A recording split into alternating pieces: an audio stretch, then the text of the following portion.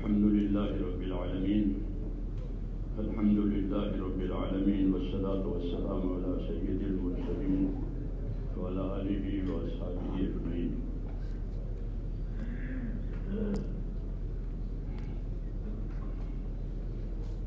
بزرگوں اور بھائیوں،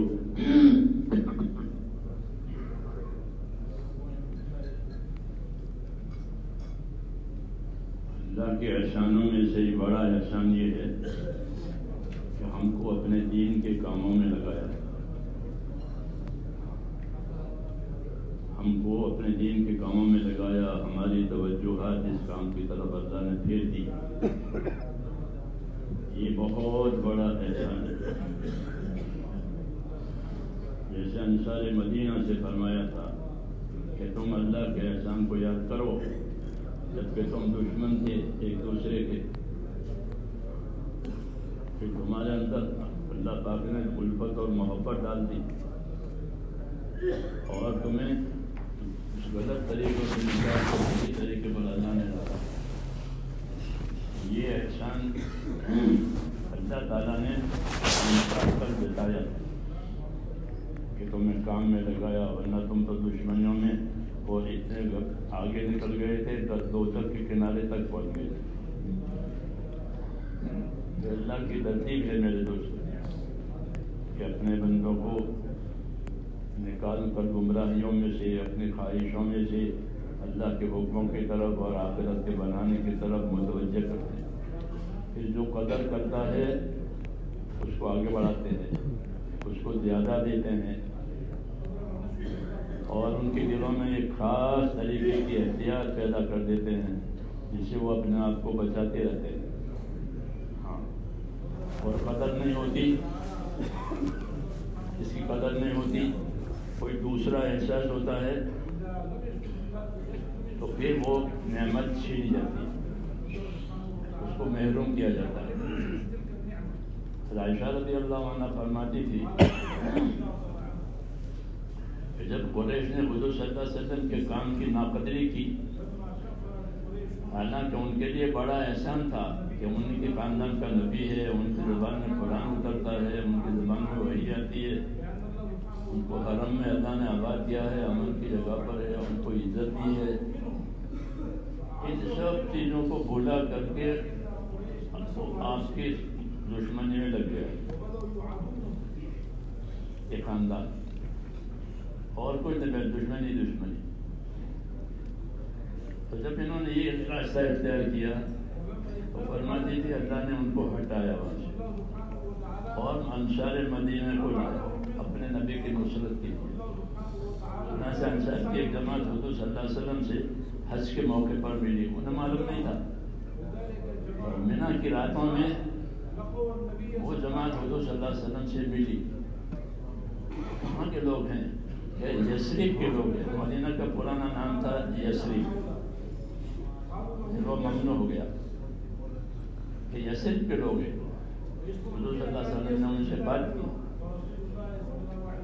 اور دعوت دی، اپنا مقصد سمجھایا تو وہ ان کی سمجھ میں آ گیا اور انہوں نے اسی وقت ایک دوسرے سے کہا کہ ہم تو پہلے سے سنتے آئے تھے یہودیوں سے مدینہ میں کہ آخر زمانے کا نبی ہوگا، حرم سے ظاہر ہوگا، اور ہم لوگ یعنی یہود کہتے ہیں ہم ان کی پیروی کریں گے، ترقی کریں گے، تو وہ ترقی کرے اس سے پہلے ہم ترقی کریں۔ لہذا انہوں نے فیصلہ کر لیا کہ ہم کو آپ کی بات ماننی ہے، آپ کے راستے پر رہنا ہے۔ تو فرماتی تھی کہ جب یہ قریش نے ناقدری کی تو اللہ نے قریش کو ہٹایا، وہ مخالفت میں ہی رہ گئے، مخالفت میں ہی ساری صلاحیتیں، ساری طاقتیں ان کی گئی۔ یہ بھی ایک طرح کا عذاب ہوتا ہے کہ بجائے نیک کاموں کی توفیق کے اس میں پڑ جائے، مخالفت میں پڑ جائے تو دلوں میں ایک طرح کی آگ لگتی ہے اور وہ صلاحیتوں کو ختم کرتی ہے۔ یہ ان کو ان کے حصے میں آیا آخر تک۔ تو اللہ فرماتی تھی کہ اللہ تعالیٰ مدینہ سے ان لوگوں کو لیا اور انہوں نے حضور صلی اللہ علیہ وسلم کے ساتھ اپنا رابطہ کیا، اپنا تعلق قائم کیا اور وعدہ کیا. پھر اگلے سال آئے، پھر آئے، ان کا آنا رہا آپ صلی اللہ علیہ وسلم کے پاس. پھر انہوں نے حضور صلی اللہ علیہ وسلم سے درخواست کی کہ آپ کے آدمی ہمارے پاس آ کر ہم کو دین سکھائیں. حضور صلی اللہ علیہ وسلم مصعب بن عمر کو بھیجا. 1 سال وہ وہاں رہے اور ان کی تربیت ہوئی. تو فرماتی اس طرح انصار مدینہ کو اللہ تعالیٰ لایا اور ان سے کم کرایا. اور اللہ کی ترتیب ہے میرے دوست.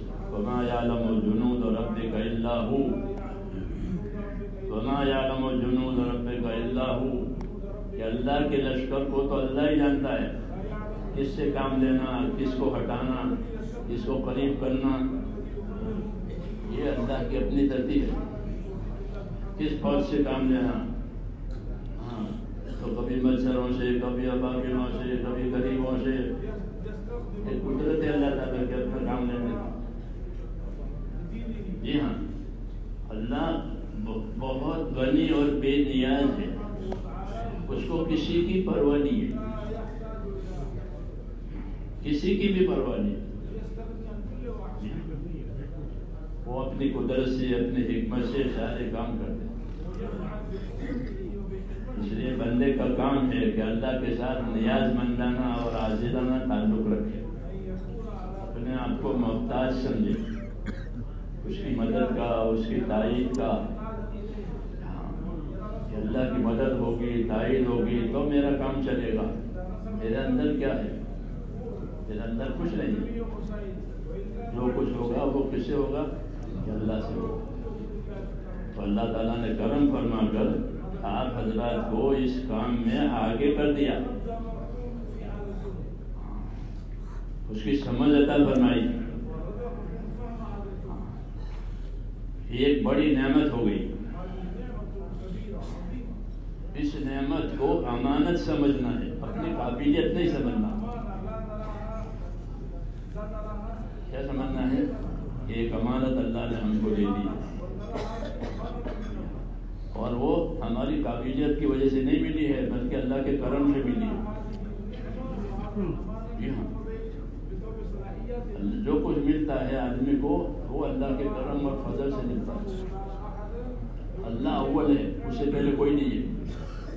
سب سے پہلے اللہ کی طرف سے بات ہوگی. تو اس لیے کہتے ہیں بذکروا نعمت اللہ علیکم. انصار سے کہا کہ تم اللہ کے نعمت کو یاد کرو کہ تم دشمن تھے، پھر تم کو ہدایت ہو گئی، پھر تم نبی کی نصرت میں آئے. تو یہ اللہ کا احسان ہے. یہی معاملہ میرے دوستوں ہمارا بھی ہے کہ اللہ تعالیٰ نے ہم کو اس کام میں دین کی مدد میں لگایا اور توفیق دی، مال بھی دیا، سمجھ بھی دی، صلاحیت بھی دی. اور وہ مال اور صلاحیتیں وہ اللہ لگوا رہا ہے. تو یہ احسان ہے. کس کا؟ کس کا احسان ہے؟ اللہ کا احسان. بعض لوگ آتے تھے حضور صلی اللہ علیہ وسلم کہ دیکھو ہم مسلمان ہو گئے، دیکھو ہم مسلمان ہو گئے. اللہ نے فرمایا کہ یہ اپنے اسلام کا احسان آپ پر جتاتے ہیں. اللہ نے ان پر احسان کیا ہے، ان کو اسلام کی توفیق دی ہے. یمنون علیک ان اسلموا، آپ پر احسان جتاتے ہیں وہ اسلام لائے. قل لا تمنوا علی اسلامکم، اپنے اسلام کا احسان مجھ پر مت جتاؤ، اللہ نے تم پر احسان کیا ہے کہ تم کو اسلام دیا ہے. تو یہی معاملہ ہے ہمارا کہ ہمارا کوئی احسان نہیں ہے، ہمارا کوئی احسان نہیں ہے. تو احسان کس کا ہے؟ کہ احسان صرف اللہ کا ہے. پہلے سے ہی اللہ نے احسان جتایا ہے کہ لقد من اللہ علی المؤمنین اذ بعث فیہم رسولا. اللہ نے مومنوں پر احسان کیا ہے کہ ان کے لیے اپنا رسول بھیجا. تو یہ بڑا احسان ہوا ہے مومنوں کے حق میں. کیوں کہ مومنوں نے اس کو قبول کیا، غیروں نے اس کو قبول نہیں کیا، وہ محروم ہو گئے. ہمارے لیے رسول آیا اور پھر ہم کو رسول سے جوڑا، ہاں رسول کے کام سے جوڑا. یہ بڑا احسان ہے. ہمارا احسان نہیں ہے بلکہ اللہ کا احسان. تو پہلے تو یہ سمجھنا ہے کہ ہم پر اللہ تعالیٰ نے احسان کیا ہے کہ ہم کو کیسی کیسی غلط زندگیوں میں سے کھینچ کر کے آیا اور چلا رہا ہے۔ حضور صلی اللہ علیہ وسلم دعا مانگتے تھے، اللہم یا مقلب القلوب ثبت قلبی علی دینک، اے دلوں کے پلٹنے والے میرے دل کو اپنے دین پر جما دے۔ تو ام سلمہ نے کہا کہ یہ دعا کیوں یا رسول اللہ؟ کیوں؟ فرمایا ام سلمہ دل پلٹ جاتے، دل پلٹ جاتے ہیں، اس لیے دل کے ثبات کی دعا ہے یہ، اللہم یا مقلب القلوب ثبت قلبی علی دینک۔ پہلے زمانے کے اکابر جو تھے وہ یہ دعا مانگتے تھے، ربنا لا تزغ قلوبنا بعد اذ ہدیتنا وہب لنا من لدنک رحمہ انک انت الوہاب۔ قرآن پاک میں ان کی دعا ہے، جو پکے تھے راسخین ان کو کہا تھا، وہ پکے تھے لیکن دعا یہ مانگتے تھے، ربنا لا تزغ قلوبنا بعد اذ ہدیتنا، اے مولا ہمارے دلوں کو مت پلٹنا، کوئی حرکت ایسی ہو گئی، کوئی بے ایسی ہو گئی کہ پھر دل پلٹ جائے گا، چلو ہٹو یہاں سے۔ جی ہاں، ربنا لا تزغ قلوبنا، یا اللہ ہمارے دلوں کو ٹیڑھا مت کرنا۔ ہدایت کے بعد وہب لنا من لدنک رحمہ، اور اپنی طرف سے ہم کو رحمت عطا کرنا، یا رحمت سے مراد استقامت ہے کہ ہم کو استقامت عطا کرنا، ہم کو ثبات قدمی عطا کرنا، ہم حق ادا کرنے والے بنانا۔ استقامت و ثبات قدمی کا مطلب یہ ہے کہ ہم حق ادا کرنے والے بنیں۔ اپنا حق مانگنا یہ دنیا ہے، اپنا حق مانگنا یہ دنیا ہے، حق ادا کرنا یہ آخرت ہے۔ جی ہاں، اپنا حق نہیں مانگا جاتا، اپنا حق نہیں مانگا جاتا، وہ اللہ دیں گے۔ انصار مدینہ سے فرمایا تھا رسول صلی اللہ علیہ وسلم نے، ایک زمانہ آئے گا کہ ابھی تو تم لوگوں کی خدمت کرتے ہو، ایثار سے کام لیتے ہو، اپنا سب کچھ دیتے ہو، ایک زمانہ آئے گا کہ لوگ تم کو پیچھے کریں گے، تمہارا خیال نہیں کریں گے، تو تم کیا کرو گے؟ تو فرمایا صبر کرنا، صبر کرنا، یہ نہیں سمجھنا کہ ہم اتنے پرانے تھے اور ہم کو ہماری کوئی قدر نہیں، کہ نہیں، صبر کرنا، صبر کرنا، اور تمہارا بدلہ میں اللہ تعالیٰ سے محشر میں دلوا دوں گا۔ تو آخرت کی طرف متوجہ کیا، یہاں کوئی شیطان نہیں کرنی ہے، اپنا بدلہ آخرت میں لے لینا، لوگ تمہاری قدر نہیں کریں گے، ایسا ہوتا ہے۔ اس لیے میرے دوستوں، ہم کو تو نظر دو باتوں پر کرنی ہے۔ ایک بات یہ کہ اللہ نے ہم کو اس نعمت سے نوازا، جس کی ابتدا اللہ نے کی ہے، کوئی مانگنے نہیں گیا تھا اللہ کے پاس، اللہ نے ہی ابتدا کی، اور ابتداً ہم کو اس کام کی طرف متوجہ کیا۔ اس لیے اللہ تعالیٰ کا یہ احسان ہے کہ ہم کو اس کام کی طرف متوجہ کیا۔ دوسری بات کہ اپنی ذمہ داریوں کو امانت داری سے ادا کرنا ہے،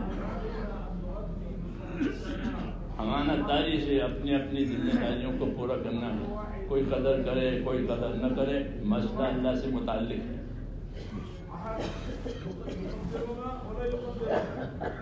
کہ ہم کو اللہ تعالیٰ نے یہ نعمت دی ہے، اس کے شکر میں ہم کام کریں، شاکر بن کر کے کام کریں۔ ہاں، ایک ہوتا ہے شاکر، ایک ہوتا ہے شاکی۔ شاکر جو ہوتا ہے وہ شکر کی کیفیت سے کام کرتا ہے کہ اللہ نے مجھے یہ موقع دیا ہے، تیرے حصے میں یہ کام آیا ہے، ہاں اللہ نے پہلے سے میرے لیے لکھا تھا، یہ اللہ نے مجھے دیا ہے، تو یہ تو شکر گزاری کی کیفیت ہے۔ اور ایک شکایت کی کیفیت ہے، شکایت کی کیفیت ہے، یوں نہیں ہوا، یوں نہیں ہوا، یوں نہیں ہوا، کہ شکایت کسی سے کچھ نہیں ہے، ہماری شکایت اللہ سے ہے، ہم جو کہیں گے اللہ سے کہیں گے، کسی سے کوئی نہیں۔ صحابہ کرام رضی اللہ تعالیٰ عنہ یہ فرماتے تھے کہ ہم نے رسول اللہ صلی اللہ علیہ وسلم کے ہاتھ پر بیعت کی،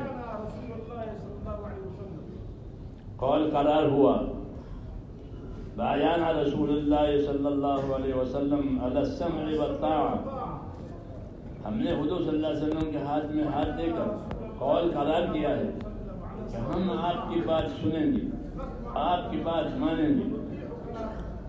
کس حال میں؟ کہ ہر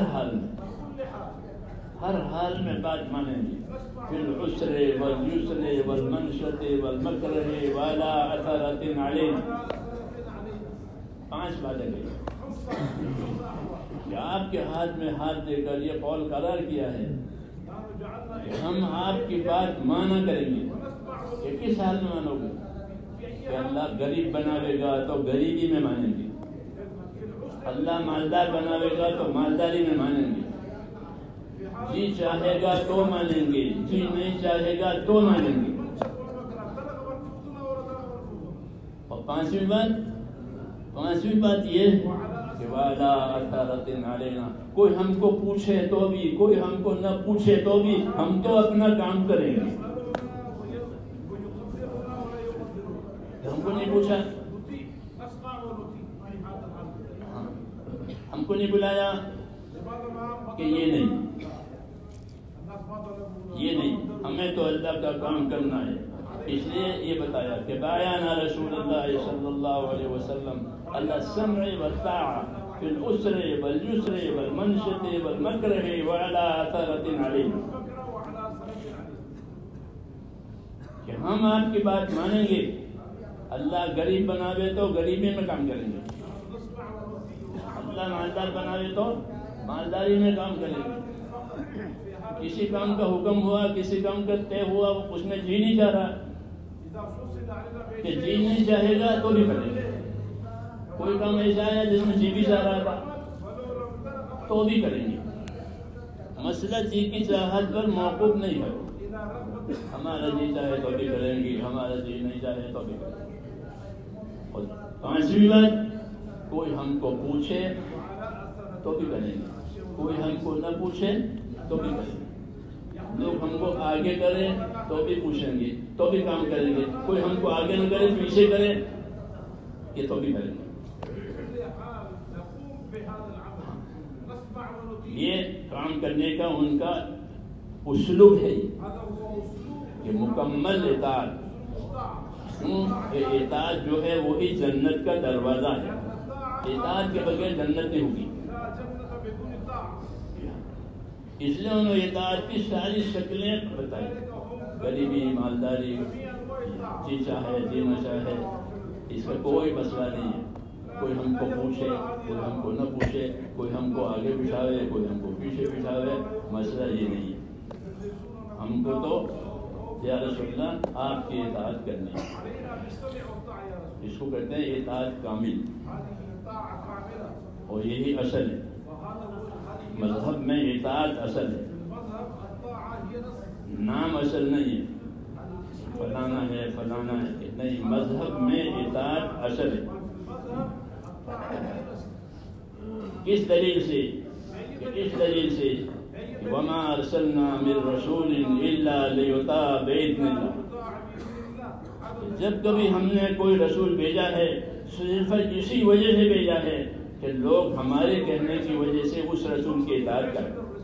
یہ رسول اللہ کی بات لایا ہے، اس لیے ہم اس رسول کی بات مانیں گے۔ مشرکین کہتے ہیں نا یہ تو ایک آدمی ہے، ایک آدمی ہے ہمارے جیسا، یہ کیسے رسول ہو گیا؟ اللہ نے ان کو رسول بنایا تو ہم اس کی بات مانیں۔ یہ اصل ہے میرے لوگ۔ تو میں نے کہا کہ اللہ ہمیں توفیق عطا فرماوے، مذہب کی روح جو ہے وہ اطاعت ہے، نبیوں کی بعثت اطاعت قائم کرانے کے لیے ہوئی، کوئی تقاضا نہیں، کوئی شکایت نہیں، صرف اللہ اور رسول کی بات ماننی۔ تب اللہ تعالیٰ اطاعت کی وجہ سے ان کو اوپر رہیں گے۔ حضرت علی فرماتے تھے اپنے آدمیوں سے، دیکھو اطاعت نہیں کرو گے تو یہود نصارہ تمہارے اوپر مشدد ہو جائیں گے۔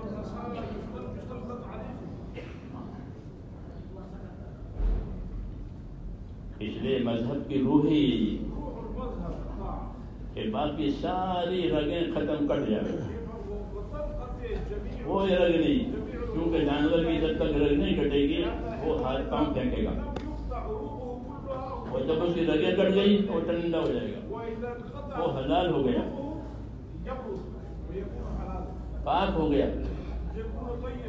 اس طرح جتنی رگیں ہیں اندر وہ کٹنی چاہیے۔ صحابہ حیات صحابہ میں یہ سبق ہے کہ کوئی رگ نہیں، نہ کوئی میرا تقاضا ہے، نہ کوئی میرا نام ہے، نہ میرا کارنامہ ہے، نہ میرا مقام ہے، کوئی رگ نہیں، وہ سب رگ کٹ گئی۔ اس کو جاہلیت کی رگیں بتایا، اوروں کا جاہلیہ، جاہلیت کی رگیں،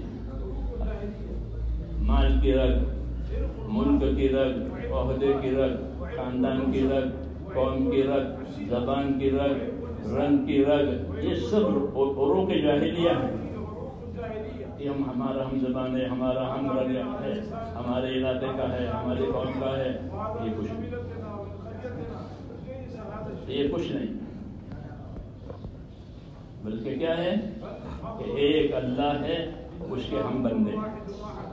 جامعہ منورہ میں حضور صلی اللہ علیہ وسلم نے یہ بات چلائی کہ کونوا عباد اللہ اخوانا، اللہ کے تو بندے رہو اور آپس کے بھائی رہو، بس۔ کون کہاں کا ہے کہ کچھ نہیں،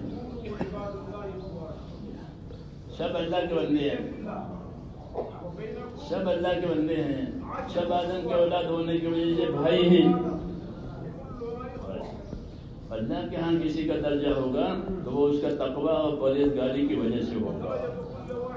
جتنا جس کا تقوی، جتنا جس کا پرہیزگاری، جتنی اس کی احتیاط اللہ تعالیٰ کے حکموں کی، اس کے حقوق کی پابندی میں جتنی اس کی احتیاط، اتنا ہی اس کا اللہ کے ہاں درجہ ہے۔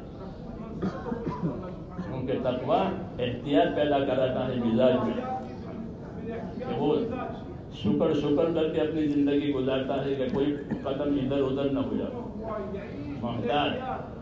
وہ یہی اصل ہے دعوت کی محنت کی برکتوں میں سے ایک برکت یہ بھی ہے کہ جب یہ گلے اترتی ہے تو آدمی محتاط بن جاتا ہے، شکرتا رہتا ہے، دبتا رہتا ہے، پیستا رہتا ہے۔ یہ اس کا ایک مزاج ہے، عبدیت کی شان پیدا ہوتی ہے، بندہ بن کر کے چلتا ہے کہ ہاں کہ یہ ہضم ہوئی ہے بات کہ میں اللہ کا بندہ ہوں، مجھے وہ جو کرنا ہے جو اللہ کرے، مجھے وہ کرنا ہے جو رسول کرے۔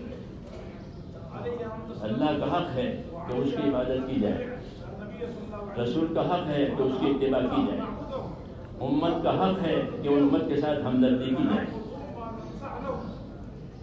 یہ حقوق ہیں، یہ کیا ہیں کہ یہ حقوق ہیں، اللہ کا حق ہے۔ کیا حق ہے؟ کہ اسی کی عبادت کی جائے، کسی کی عبادت نہیں کی جائے، وہ وحدہ لا شریک ہے، اسی کی عبادت کی جائے۔ یہ اللہ کا تنہا اپنا حق ہے۔ رسول کا کیا حق ہے کہ رسول کا حق یہ ہے کہ اس کی اتباع کی جائے زندگی کے تمام حالتوں میں۔ آپ کا اتباع ہوگا، آپ کی سنت، آپ کی شریعت، اس کے ہم پابند ہیں، یہ رسول کا حق ہے۔ امام غزالی رحمۃ اللہ علیہ نے فرمایا کہ ایمان بھی لائیں اور رسول کی سنت پر عمل نہ کریں، یہ پوشیدہ کفر ہے، یہ پوشیدہ کفر ہے کہ رسول کو رسول بھی مانے اور ان کی شریعت سنت پر نہ چلے۔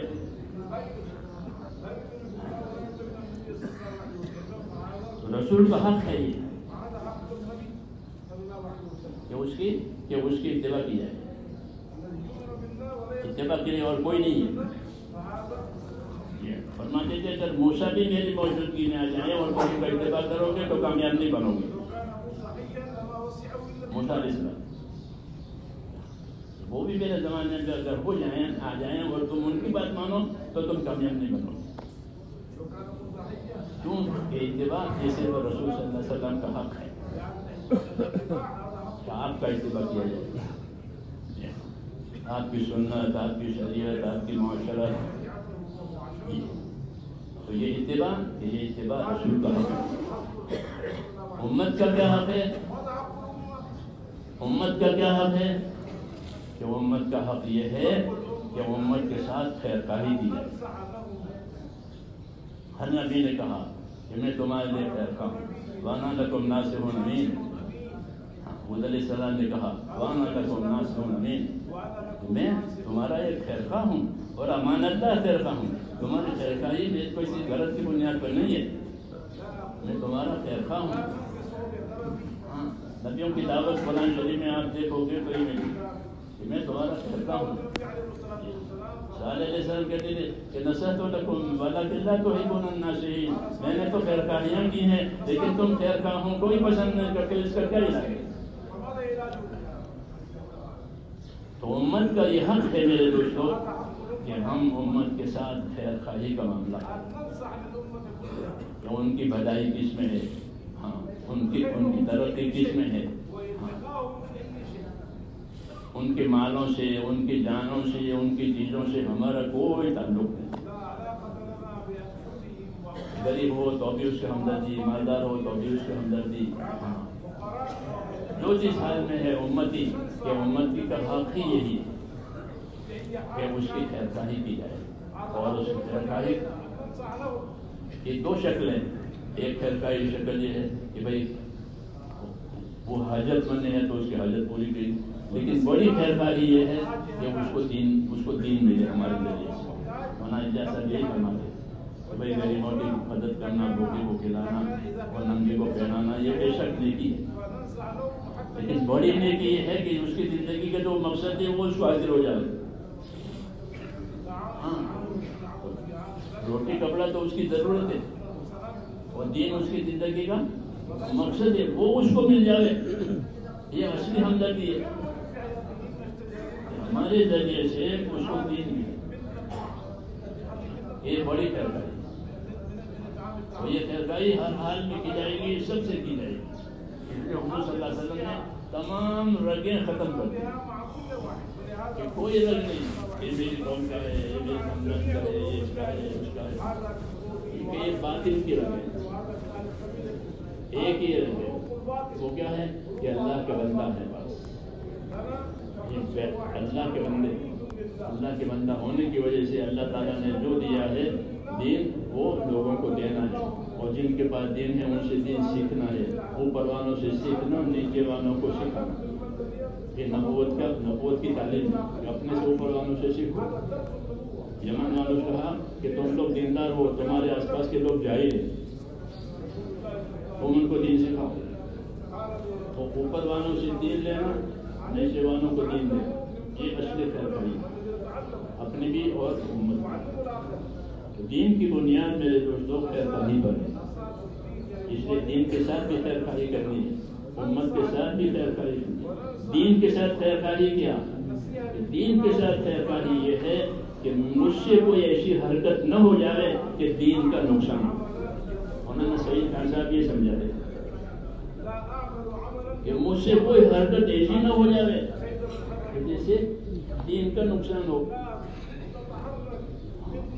اس میں احتیاط کریں، میری وجہ سے دین کا کوئی نقصان نہ ہو۔ یہ دین کی خیر خواہی ہے، اور امت کی خیر خواہی یہ ہے کہ امت کی ہر حال میں خیر خواہی کی جائے، جو صحیح طریقہ زندگی کا اللہ نے ہم کو دیا ہے اس پر پوری امت آ جائے۔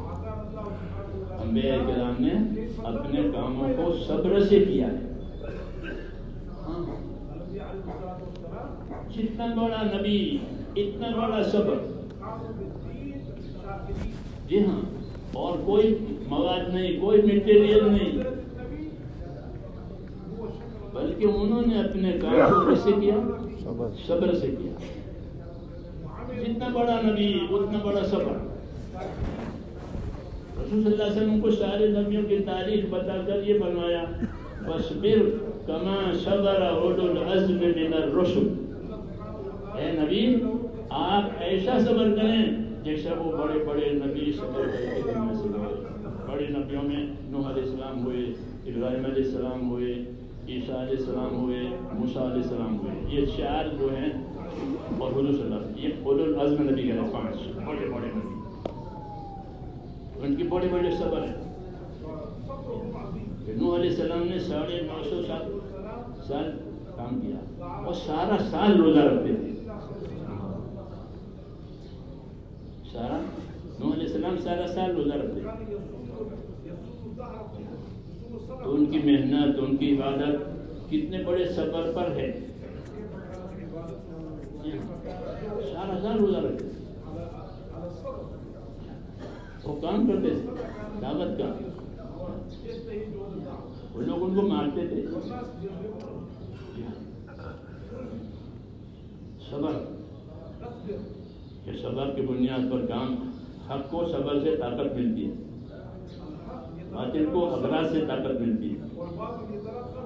صبر کرنے والے کی کوئی غرض نہیں. صبر کرے، صبر کرنے کوئی نقصان کے مقابلے میں صبر ہوتا ہے، مصیبت کے مقابلے میں صبر ہوتا ہے، خواہشات کے مقابلے میں بھی صبر ہوتا ہے.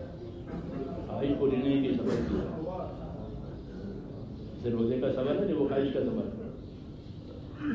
روزے کا کون سا صبر ہے؟ روزے کا صبر خواہش کا صبر. یہ اللہ کو سب زیادہ پسند. دل میں خواہش ہوئی لیکن صبر کرنا. اس لیے نبیوں کو اللہ تعالیٰ نے صبر کے ساتھ چلایا. شکایتیں ان کے پاس نہیں ہے، شکایتیں ان کے پاس نہیں، صبر ہے. شکایت نہیں، صبر. ہاں، اللہ نے کوئی نعمت دی تو اس کا شکر ضرور کیا. اللہ تعالیٰ نے کوئی نعمت دی. اس لیے میرے دوستوں، یہ کام پہلے ہماری تربیت کا ہے. اس کام کے ذریعے اللہ تعالیٰ ہماری تربیت کرے کہ ہم اللہ تعالیٰ کے حکم پر راضی رہنے والے ہو جاتے. کام کو امانت سمجھنا ہے. کیا سمجھنا ہے؟ ہاں، کیونکہ حق کو امانت دار آدمی ہی سنبھالے گا. حق کی حفاظت کون کرے گا؟ امانت دار. رسول صلی اللہ علیہ وسلم کی سب سے پہلے صفت امانت کی ظاہر ہوئی ہے کہ لوگوں نے آپ کو 40 برس تک امانت دار دیکھا اپنے ماحول میں. یہ آدمی امانت دار ہے، یہ آدمی سچا ہے. تو آپ کی سچائی، آپ کی امانت داری کتنے مدت؟ 40 سال. اس لیے کسی کے سمجھ میں یہ بات نہیں آتی تھی کہ یہ بات گھڑ کا ہے کہ نہیں. بات کیسے گھڑے گا؟ ہم لوگ 40 سال سے جانتے ہیں. تو حضور نے خود بھی فرمایا میں تمہارے اندر 40 سال رہا ہوں. وقت لبثت فیکم عمرا من قبلہ فلا تعقلون. میں نے تو تمہارے درمیان ایک عمر گزاری ہے، تم سمجھتے نہیں ہو کہ میں باتیں بنانے والا ہوں.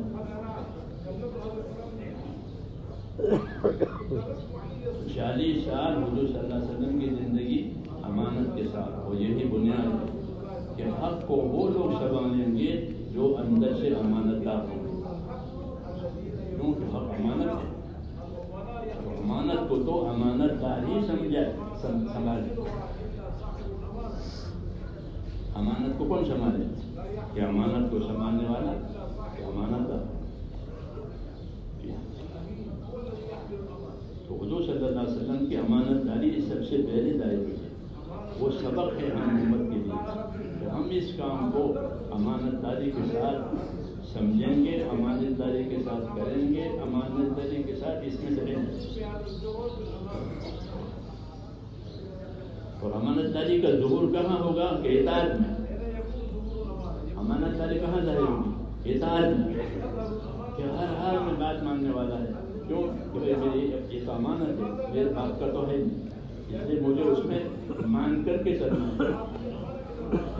تو امانت اور اطاعت ان کا جوڑ ہے. جی ہاں، کہ امانت کو وہی سنبھال سکے گا جو 100% اطاعت کرنے والا ہے. صحابہ رضی اللہ تعالیٰ عنہ اپنے اطاعت میں کامل ہوئے، ہر حال میں اطاعت کی. غریب ہوئے تو، مالدار ہوئے تو، جی چاہا تو، جی نہیں چاہا تو، کسی نے پوچھا تو، کسی نے نہیں پوچھا تو، آگے کر دیا تو، پیچھے کر دیا تو. اس سے کوئی نہیں. ہمارے سامنے تو یہ کمال ہے اس امانت کی حفاظت. یہی مزاج اصل ہے، یہی مزاج اصل ہے.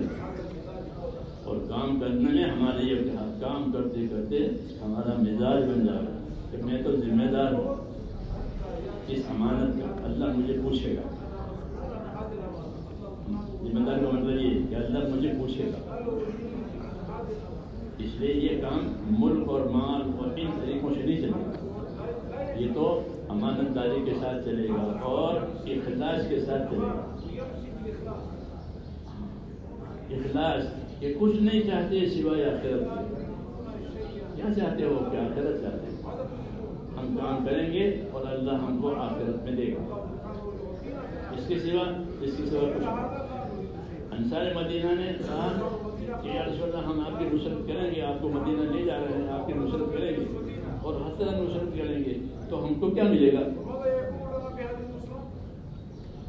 فرمایا جنت ملے گی, دوسری کوئی بات نہیں ہے. جنت ملے گی, یہ سودا ہے. تو انہوں نے کہا یہ ہم منظور ہے. جنت لینی ہے اور کام کرنا ہے. جنت لینی ہے, کام کرنا ہے. چنانچہ انہوں نے کام کیا نصرت کا. مہاجرین کو زمینیں دی, مال دیے, حضور صلی اللہ علیہ وسلم کو ساتھ دیا, آنے والوں کی مہمانی کی, آنے والوں کو گھر بھی دیے, کھانا بھی دیے, سب دیے. یہاں تک کہ وہ انصار خود فقیر ہو گئے, محتاج ہو گئے. پھر جب حالات اچھے ہو گئے تو وہ زمینیں جو دی تھی مہاجرین کو, وہ زمینیں واپس آئی. جب ہماری حالت اچھی ہو گئی ہے, یہ آپ کی زمینیں لو, آپ کی دل واپس. اور انسان نے کہا کہ ہمارا قرار ہوا تھا کہ ہم یہ سب چیزیں لیں گے اور ہم کو جنت ملے گی. اب یہ چیزیں تو واپس آئی, تو وہ جنت ہوگی, وہ بھی واپس ہو جائے گی, وہ بھی واپس ہو جائے گی. یہ نہیں, وہ واپس نہیں ہوگی. یہ بھی لو اور جنت بھی لو. یہ اخلاص کی علامت ہے یہ کہ بھائی جنت ہی لینی ہے اور کچھ نہیں لینا. تو جنت اللہ تعالیٰ اطاعت کر دیتے ہیں. اس کو دیتے ہیں اطاعت. یہ کس دلیل سے؟ اس دلیل سے کہ حضور صلی اللہ علیہ وسلم نے دعا مانگی, اللہم اقسم لنا من خشیتک ما تحول به بیننا وبین معصیک ومن الیقین ما تهون به علینا مصائب الدنیا ومن الطاعت ما تبلغنا به جنتک. اے اللہ مجھے اپنا خوف اتنا دے کہ وہ مجھے تیرے نافرمانی تک جانے نہ دے. دعا مانگی, مجھے اپنا خوف دے. کتنا خوف؟ کیونکہ بہت خوف ہو جائے گا تو بے ہوش ہو جائے گا, پاگل ہو جائے گا. کہ مجھے اپنا خوف اتنا دے کہ وہ مجھے میری نافرمانی تک جانے نہ دے. مجھے اپنا یقین اتنا دے کہ میں حالات سے متاثر نہ ہو جاؤں. مجھ کو اپنی طاعت اتنی دے جو مجھے جنت میں پہنچا دے.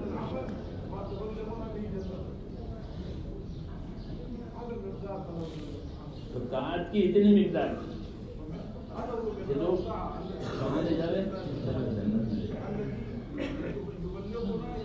اتنی مقدار کہ مجھ کو اپنی طاعت کی اتنی مقدار دے کہ جو مجھے جنت میں لے جائے. کیونکہ جنت میں لے جانے کے لیے سوائے اطاعت کے کوئی دوسرا راستہ نہیں ہے. جتنی اطاعت اتنی ہدایت, جتنی اطاعت اتنی ہدایت. 100% اطاعت زندگی میں ہوگی تو 100% ہدایت زندگی میں ہوگی. وَإِن تُطِيعُوهُ تَهْتَدُوا. اگر اطاعت کرو گے رسول کی تو ہدایت پاؤ گے, یہ بتایا. تو اگر 100% ہدایت ہے تو 100% اطاعت ہے تو 100% اطاعت ہی ہدایت کا دروازہ ہے, صحیح راستے کا. اطاعت نہیں ہوگا تو آدمی بھٹک جائے گا. اس لیے اطاعت کے لیے رسول اللہ صلی اللہ علیہ وسلم کو ہمارے لیے بھیجا ہے. اور ہر نبی اطاعت کے لیے ہی دنیا میں آتا ہے, کیونکہ یہی مذہب کی جان ہے. یہی مذہب کی جان ہے. اطاعت نہیں ہوئی پھر نفسانیت آئے گی, پھر نفسانیت آئے گی. جی ہاں, نفسانیت کے بعد تو گمراہی ہے. نفس کی ساری لائنیں گمراہی پر جانے کے لیے. اب ایک تو اطاعت سے ملتا اس لیے اطاعت مانگیے کہ اللہ مجھ کو اپنی اطاعت اتنی نصیب کر کہ وہ اطاعت مجھ کو جنت میں اتار دے. جیسے مسافر کا ٹکٹ اتنا ہوتا ہے کہ وہ اس کو اپنے اسٹیشن پر اور ٹھکانے پر اتارے. اتنا ٹکٹ ہوتا ہے مسافر کے پاس, نہیں تو کیسے اترے گا اپنی جگہ. تو مجھے اپنی اطاعت اتنی دے کہ میں جنت میں اتر جاؤں. اس لیے مذہب کی روح ہے میرے دوست اطاعت. اسی کی مشق ہے, اسی کی محنت ہے, اسی کی مجاہدہ ہے کہ اپنے آپ کو حکموں کے تابع کرو, حکموں کے تابع کرو. اللہ کا حکم, رسول کا حکم اور اولو الامر کا حکم, کہ مشورے والوں کا حکم. مشورے والے حکم نہیں دیں گے, مشورے والے مشورہ کریں گے. کیوں کہ اس راستے سے خیر آتی ہے, مشورے کے راستے سے خیر آتی ہے. ہاں, کہ وہ بھی اطاعت کا ایک جز ہے, اطاعت کا ایک طریقہ ہے. اس لیے اپنے آپ کو مشورے کے تابع کرنا یہ ایک سلامتی کا راستہ ہے, یہ سلامتی کا راستہ ہے. اس سے کام بھی سلامت رہے گا اور کام کرنے والا بھی نفس کی شرارتوں سے سلامت رہے گا. اس لیے کہ ان کو مشورے کے تابع مشورے والے اپنا مشورہ امانت داری کریں گے, کام کی بھی خیر خواہی, امت کی بھی خیر خواہی. یہ ہمارے کام کا طریقہ ہے. اللہ تعالیٰ ہمیں اس پر چلنے کی توفیق عطا فرمائے. دوسری بات یہ ہے کہ اللہ تعالیٰ سے اچھا گمان رکھنے کی ہدایت ہے رسول صلی اللہ علیہ وسلم کی. آپ صحابہ سے فرماتے تھے اللہ تعالیٰ سے اچھا گمان رکھو. کرنے والی ذات اللہ کی ہے, کرنے والی ذات کوئی کرنے والا نہیں ہے سوائے اللہ کی. حضور صلی اللہ علیہ وسلم نے حنین کے میدان میں مٹی اٹھا کر کے دشمنوں پر ڈالی. وہ 4000 دشمنوں کی آنکھوں میں گری اور وہ ان کی شکست ہو گئی. اللہ نے فرمایا اے نبی وہ مٹی جو ڈالی ہے آپ نے نہیں ڈالی, ہم نے ڈالی ہے. پھر صحابہ سے کہا کہ تم نے ان کو نہیں قتل کیا ہے, ہم نے قتل کیا ہے, تم کون ہوتے؟ تو نبی پر بھی نفی آئی, صحابہ پر بھی نفی آئی. تم نے نہیں کیا, ہم نے کیا. وما رميت إذ رميت ولكن الله رمى فلم تقتلوهم ولكن الله قتلهم.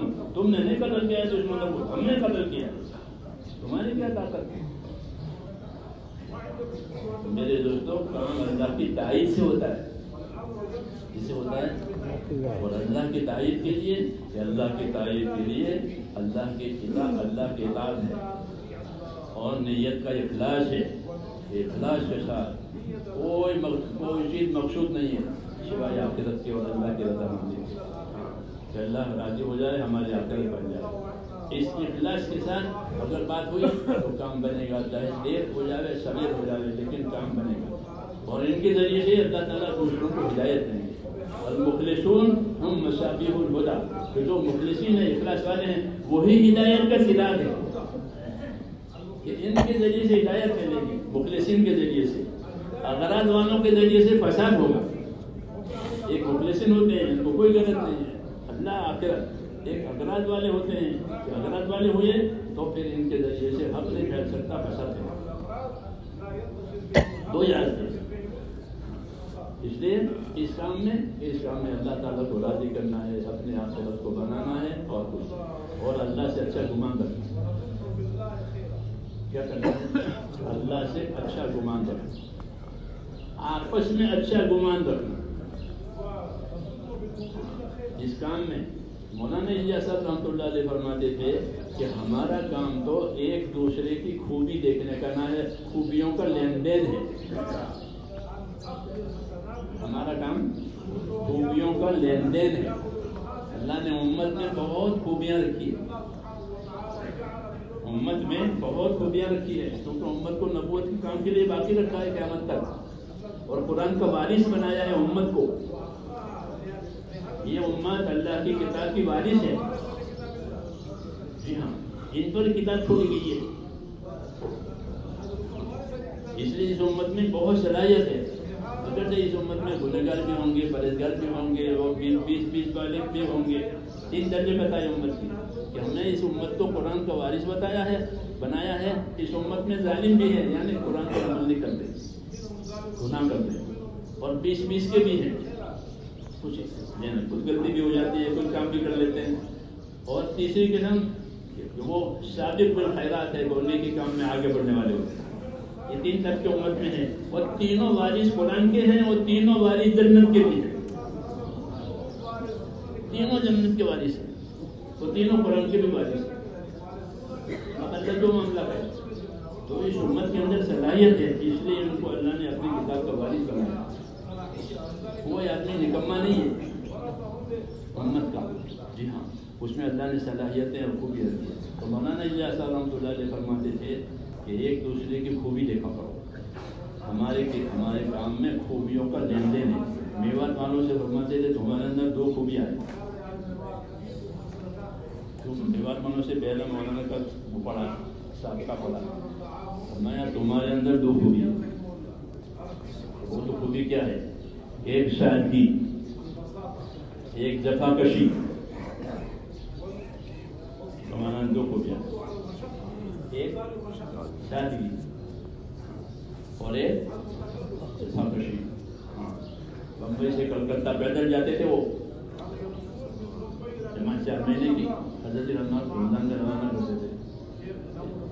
یہ جماعت جائے گی دہلی سے بمبئی. جی ہاں، پیدل. تو یہ لوگ چلتے تھے پٹری پر اور ہر گاؤں میں کام کرتے تھے. جی ہاں، کیونکہ جفاکش لوگ تھے. تو تمہارے اندر 2 خوبیاں ہیں، ایک جفاکشی اور ایک سادگی. اور یہ بنیاد بنتے ہیں جفاکشی اور سادگی کی وجہ سے کام میں بڑی آمد تھی. تو خوبیاں اللہ تعالیٰ نے امت کے اندر رکھی. تو کہتے ہیں اچھا گمان کر کر ایک دوسرے کی خوبی دیکھو. اللہ نے کسی کو نکما نہیں پیدا کیا،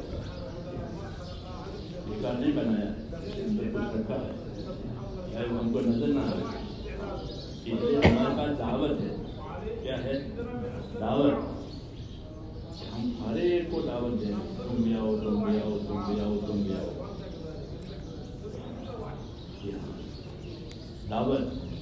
دعوت کے ذریعے صلاحیتوں کو حق پر جمع کیا جاتا ہے. صلاحیتوں کو حق پر جمع کیا جاتا ہے. ہر ایک کی صلاحیت الگ الگ ہے. صحابہ کرام میں بھی صلاحیتیں الگ الگ ہیں. ان کی زندگی پڑھیں گے آپ تو ابو ہریرہ کے بارے میں کبھی نہیں ملے گا کہ انہوں نے تلوار چلائی ہو. ملتا ہے نہیں. وہ میدانی آدمی نہیں ہے. میدانی آدمی دوسرے ہیں، لیکن ان کے پاس حدیث کا بڑا ذخیرہ ہے. علم کا بڑا ذخیرہ ان کے پاس ہے. وہ علمی لائن کے آدمی ہیں. جمعہ کے دن کھڑے ہو جاتے تھے، ابھی خطیب آئے نہیں ہیں تو سناتے تھے نبی کریم صلی اللہ علیہ وسلم یہ فرمایا، نبی کریم یہ فرمایا، نبی کریم یہ فرمایا. جب تک خطیب نہ آئے ان کی حدیثیں چلتی رہتی تھی. جیسے خالی دن ان کی تلواریں چلتی رہتی تھی، ان کی حدیثیں چلتی رہتی تھی. تو میرے دوستوں، امت میں اللہ نے صلاحیتیں رکھی ہیں. ان صلاحیتوں سے فائدہ اٹھانے کا راستہ دعوت میں یہ ہے کہ ہمارا گمان ہر ایک کے ساتھ اچھا ہو.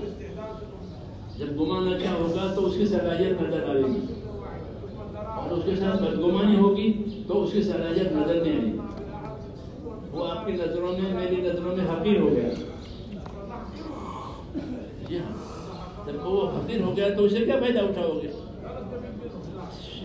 شمائل میں یہ بات لکھی ہے حضور صلی اللہ علیہ وسلم کے شمائل کہ آپ صلی اللہ علیہ وسلم جس کو بھی دعوت دیتے تھے اس کو حقیر نہیں سمجھتے تھے.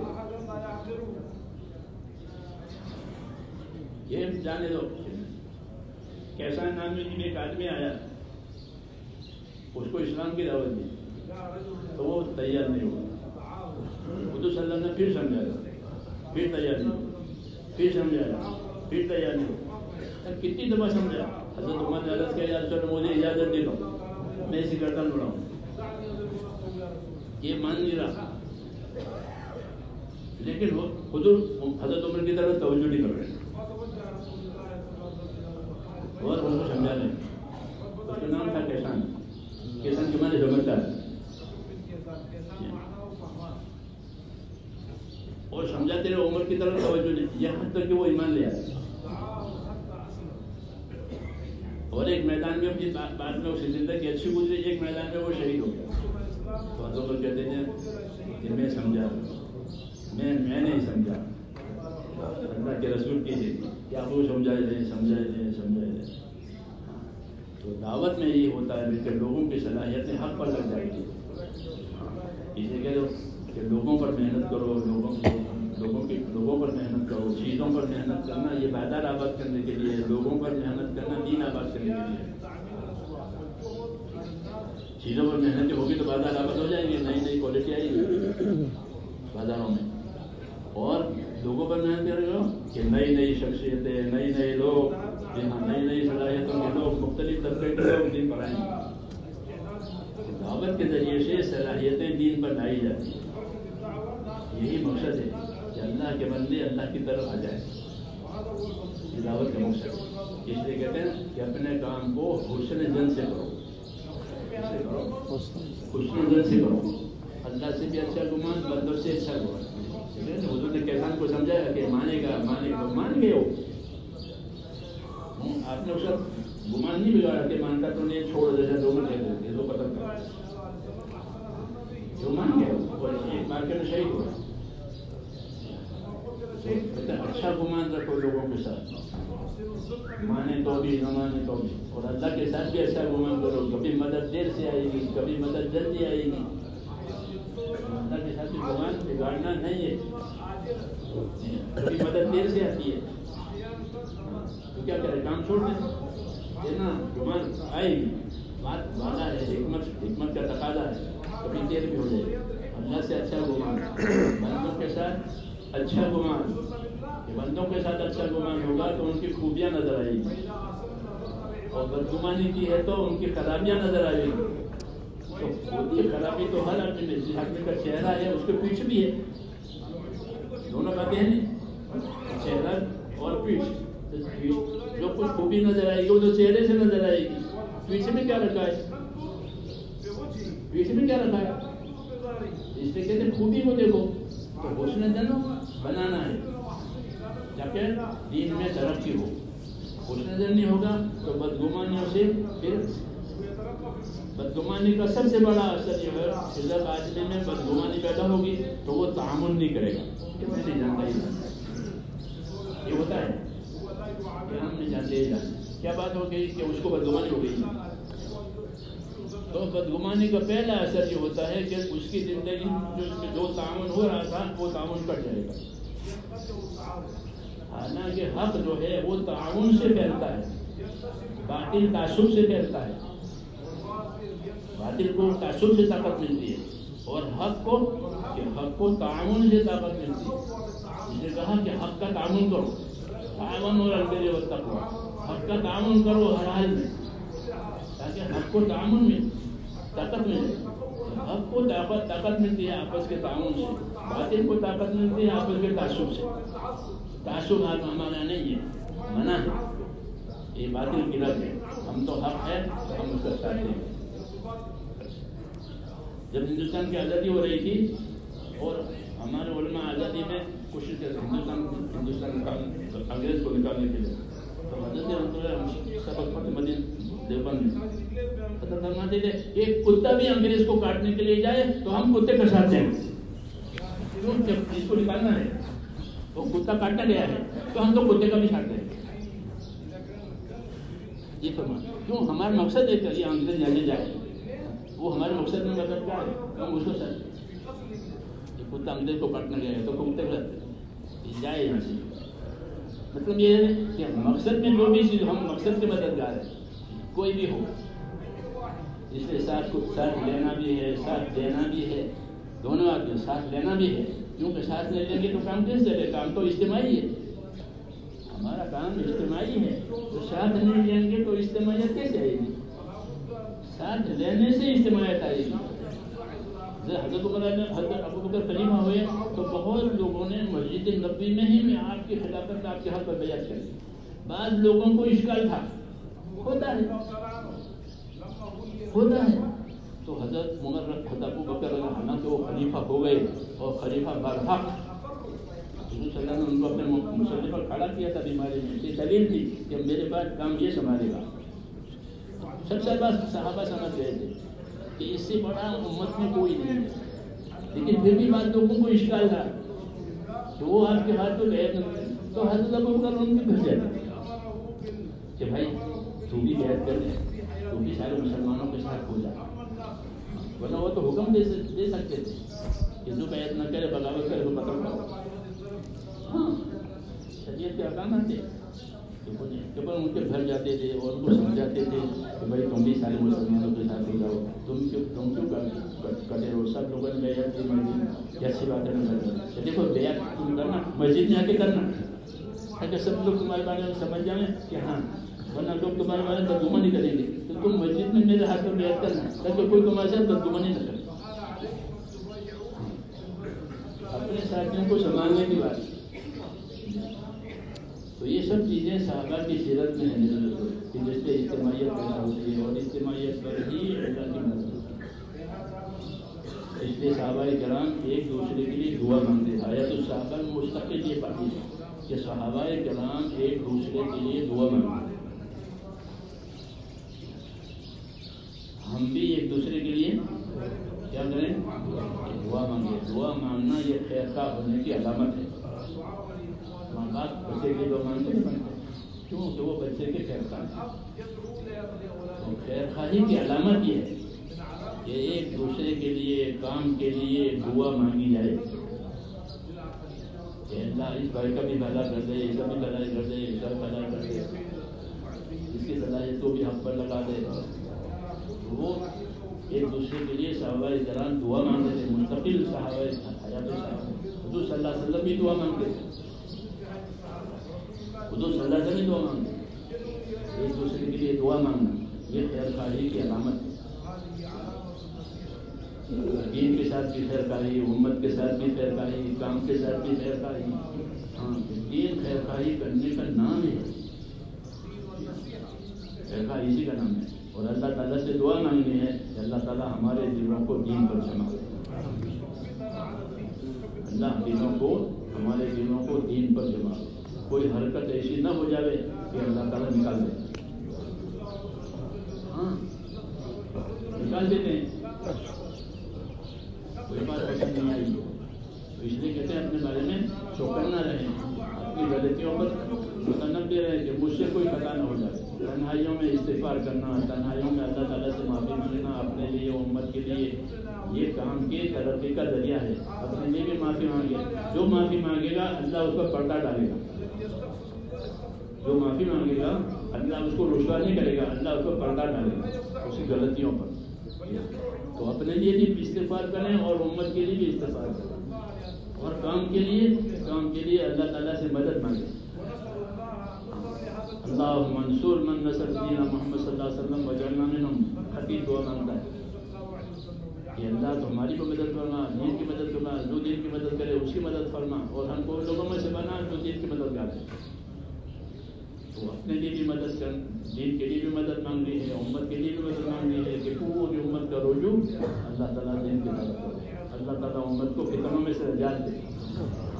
اللہ تعالیٰ امت کو فتنوں میں سے نجات دے اور امت کو حق پر قائم فرما دے. اس لیے دعا بھی مانگنی ہے اور اس کے لیے میرے دوستوں محنت بھی کرنی ہے اور صلاحیتوں کی قدر کرنی ہے. یہ کہتے ہیں ہر ایک سے ملو، ہر طبقے سے ملو، ہر طبقے کے آدمی کو کام پر لاؤ، بتائیں اس کے اندر اللہ نے کیا کیا صلاحیت رکھی ہوگی. ایک آدمی کیا کیا کام کرنے لگا. جیسے حضور صلی اللہ علیہ وسلم انتظار کرتے تھے کہ صلاحیت والے آئیں. جب خالد بن ولید ایمان لائے خوش ہو گئے. کیونکہ اس کی صلاحیت کا انتظار تھا. اور ہماری اتنی صلاحیت والا آدمی اس غلط راستے پر جا رہا ہے سمجھ میں نہیں آتا. تو کہ بھائی نہیں ہوگا تیری صلاحیت کی تو قدر ہو رہی ہے، تو ادھر بھٹک رہا ہے. تو پھر وہ آئے کہ تمہاری صلاحیت کا انتظار، کہ تمہاری صلاحیت حق پر لگے. تو ایسے میرے تو اللہ تعالیٰ نے امت میں صلاحیت رکھی ہیں. کوئی بندہ حقیر نہیں ہے، سب کے اندر صلاحیت ہے. دعوت میں یہی بات ہے کہ صلاحیتوں کی قدر کی جاتی ہے. صبر کے ساتھ یہ کام ہوگا، قدر کے ساتھ یہ کام ہوگا. اللہ تعالیٰ مجھے بھی نصیب فرمائے، آپ کو بھی نصیب.